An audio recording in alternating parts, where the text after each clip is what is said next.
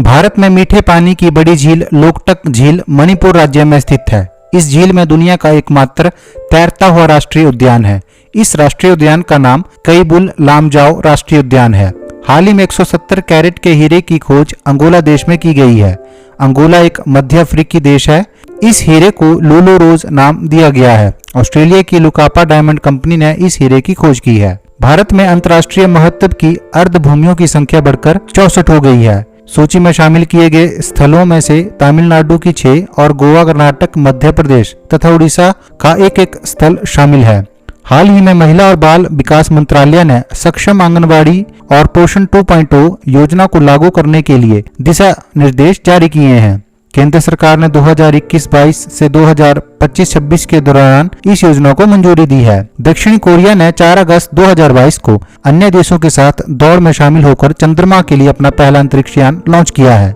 हाल ही में भारत के 49वें न्यायाधीश उदय उमेश ललित बने हैं। भारत के अगले उपराष्ट्रपति श्री जगदीश धनखड़ बने हैं। नीदरलैंड में राष्ट्रीय जल स्तर अब तक के सबसे निचले स्तर तक गिर गया है। पानी की कमी से पता चलता है कि राइन नदी का पानी सामान्य से 50% तक कम हो गया है। हाल ही में 106 साल पुरानी बिहार के मुजफ्फरपुर के लांगत सिंह कॉलेज की खगोलीय वेधशाला को यूनेस्को की विश्व धरोहर वेधशालाओं की सूची में जोड़ा गया है।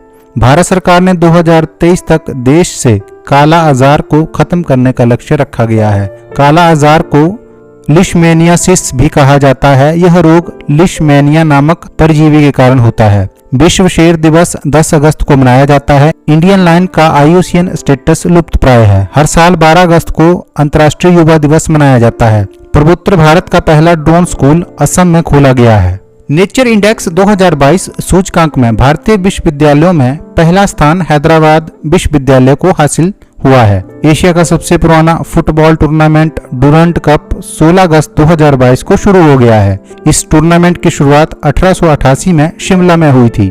16 अगस्त को देश के भूतपूर्व प्रधानमंत्री अटल बिहारी वाजपेयी की पुण्यतिथि थी। अटल जी ने ही कश्मीर के मुद्दे पर इंसानियत, जमहूरियत, कश्मीरियत का नारा दिया था। वो भारत के पहले प्रधानमंत्री हैं जिनकी सिर्फ 13 दिन की सरकार चली थी।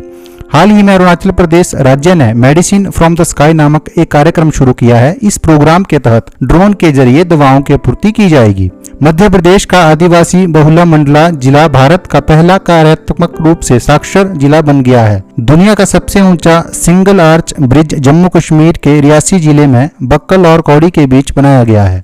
ब्रिज का निर्माण Konkan railway Udhampur Srinagar Baramulla rail link परियोजना के तहत किया गया है। इस प्रोजेक्ट की लागत 2800 करोड़ रुपए है। यह चिनाब नदी पर बनाया गया है जिसकी ऊंचाई 359 मीटर है। भारत का गोवा राज्य हर घर जल प्रमाणित देश का पहला राज्य बन गया है। Air quality and health in cities state of global air report 2022 में सबसे प्रदूषित शहरों में से भारत के 18 शहर शामिल हैं, जबकि नई दिल्ली पहले स्थान पर बना हुआ है। हाल ही में दही हांडी को महाराष्ट्र राज्य ने एक खेल का दर्जा दिया है। इसे एक तरह का एडवेंचर माना जाएगा। दही हांडी एक भारतीय त्योहार है जिसे अगस्त या जुलाई के महीनों में खेला जाता है। पुलित्जर प्राइज 2022 को फहमीदा अजीम ने जीता है। वह बांग्लादेश की रहने वाली हैं। बात करें यूनेस्को शांति पुरस्कार की तो एंजेला मर्केल ने इसे जीता है। भारत में हर साल 29 अगस्त को राष्ट्रीय खेल दिवस मनाया जाता है। 29 अगस्त को महान हॉकी खिलाड़ी मेजर ध्यानचंद की जयंती को चिन्हित करने के लिए यह दिवस मनाया जाता है। मेजर ध्यानचंद को ही द विजार्ड या द मैजिशियन के रूप में जाना जाता है। हाल ही में DRDO को नए अध्यक्ष के रूप में समीर वी कामत को नियुक्त किया गया है।